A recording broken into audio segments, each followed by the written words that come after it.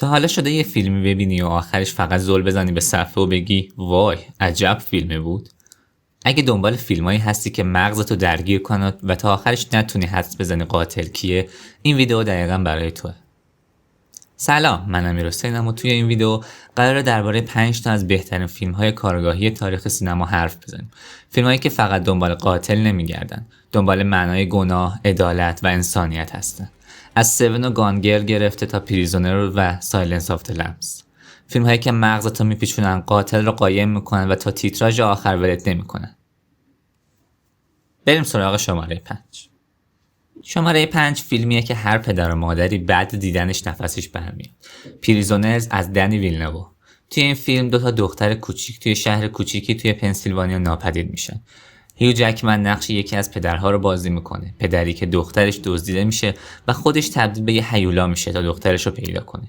جیک جیلنهال هم نقش کارگاهی رو بازی میکنه که میخواد پیگیر پرونده باشه، ولی هرچی جلوتر میره بیشتر وارد گردابی تاریک میشه که بین قانون و وجدان گیر کرده.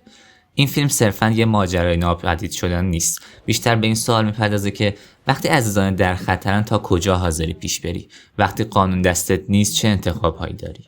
بازی تحسین برانگیز پال دنو و سکانس‌های فی‌البداهه هیو جکمن تو رو درگیر ماجرای فیلم میکنه. فضاش طوریه که تا دقیقه آخرش حالت امنیتی نداره. همیشه حس خطر زیر پوستته. هر صحنه‌اش مثل یه معما طراحی شده. نورپردازی تاریکش هم حس گناه رو کاملا منتقل میکنه. فضای فیلم اونقدر تاریکه که بارونش هم انگار گناه داره. اگه دنبال فیلمی هستی که تا آخرش نفست رو نگه میداره، همین فیلمه. راجر دریکینز هم نامزد اسکار بهترین فیلم برداری شد.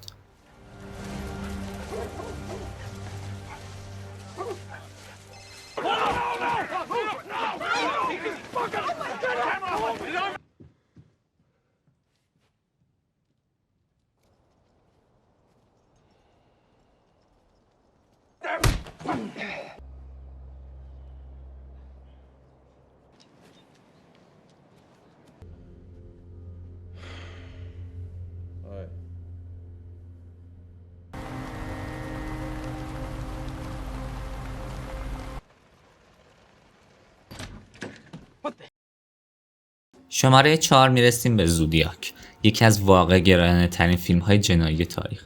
اگه به ماجراهای واقعی و قاتل های زنجیره‌ای علاقه داری، زودیاک قطعا یکی از اون شاهکاراست.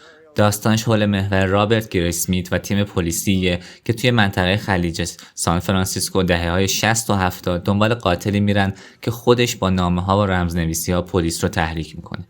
دیوید فینچر اینجا داستان یه قاتل زنجیره‌ای واقعی رو تعریف میکنه، ولی تمرکزش روی قاتل نیست، برخلاف بسیاری از فیلم‌های جنایی. تمامش حول وسواس میچرخه، وسواس آدم‌ها برای یافتن حقیقت، وسواس قاتل برای دیده شدن و وسواس رسانه‌ها برای چاپ کردن خبر. این ترکیب باعث شده فیلم تبدیل بشه به یه تجربه طولانی ولی تاثیرگذار که اونقدر هم جوابش ساده نیست. 3 ساعت فیلم بدون هیچ شلیک یا تعقیب هیجان انگیز، اما پر از تعلیق، ولی تو آخرش حس میکنی خودت هم مثل اونا داری دیوونه میشی. واقعا یه شاهکار درباره جنون دنبال حقیقت بودن. بازی زیبای جیک جیلنهال، مارک رافالو و رابرت داونی جونیور هم یه فیلم به فیلم عمق میبخشه. اگه دنبال یه کارآگاهی واقع گرایانه و عمیق میگردی، اینو از دست نده.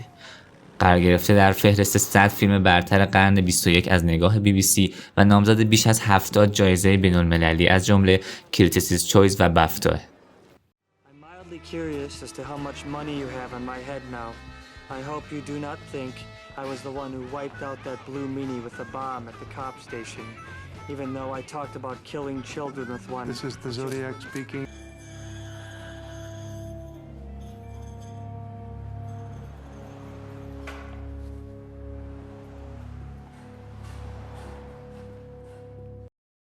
شماره 3 دوباره یه فیلم از خود فینچر، گانگرل، یه معمای مدرن درباره ازدواج، دروغ و تصویرسازی رسانه‌ای. این یکی قطعا متفاوت تره، یه فیلم جنایی و روانشناختی که شما رو درگیر روابط انسانی میکنه. داستان از ناپدید شدن خانواده در روز سالگرد ازدواجشون شروع میشه. بن افلک نقش مرد خانواده رو داره و روزاموند پایک نقش همسرش. اما چیزی که گانگرل رو خاص میکنه اینه که شما همزمان با دیدن ماجرا دارین به سوالاتی مثل ما کی هستیم و چقدر حقیقت رو میخوایم و تا کجا هر کدوممون میتونیم آماده باشیم برای نمایشی که بیرون از خونه اجرا شده فکر میکنیم. رسانه، رابطه، تصویر عمومی و خصوصی همه جاش با هم ترکیب شده. وقتی ایمی ناپدید میشه همه فکر میکنن شوهرشون رو کشته، ولی داستان یه پیچشی داره که مغزتون رو میتره کنه. فیلم فقط درباره جرم نیست، درباره نقاب‌هایی که ما هر روز میزنیم و یه تریلر پر از طعنه، فریب و نقد اجتماعی. نامزد اسکار بهترین بازیگر زن، برنده جایزه کریتیسیس چویس برای بهترین فیلمنامه اقتباسی و نامزد 4 جایزه گلدن گلوب برای بازیگری، کارگردانی، فیلمنامه و موسیقی شده.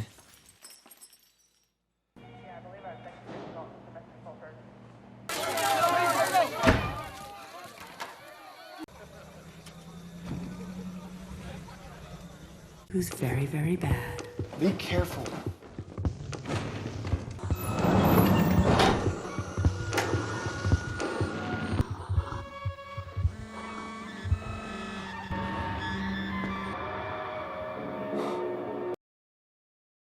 در رتبه دوم شاهکار تاریک فینچر، 7.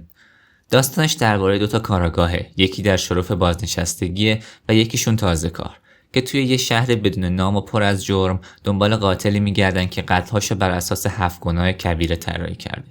براد پیت و مورگان فریمن ترکیب بی‌نقصی و از بازی بی‌نظیر کوین اسپیسی هم نمیشه چشم‌پوشی کرد. اگه دنبال یه حس تاریک ناب با پایان بیادماندنی هستید، 7 قطعاً همونه.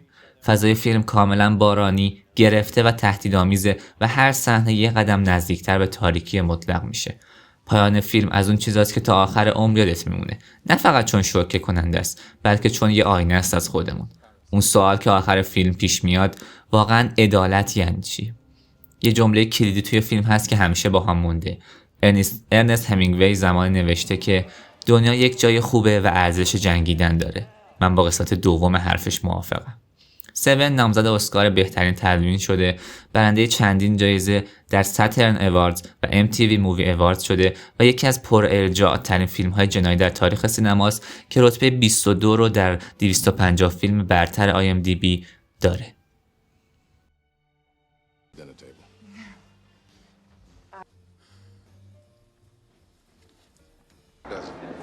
Tell me.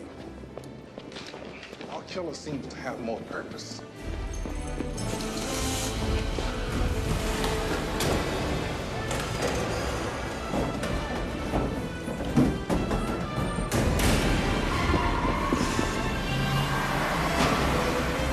His luck will run out.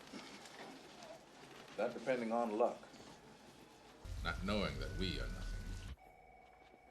Come on, I want to hear it again. Tell me again. The girl, the prostitute, where was she? Someone comes to your establishment. You want to go down.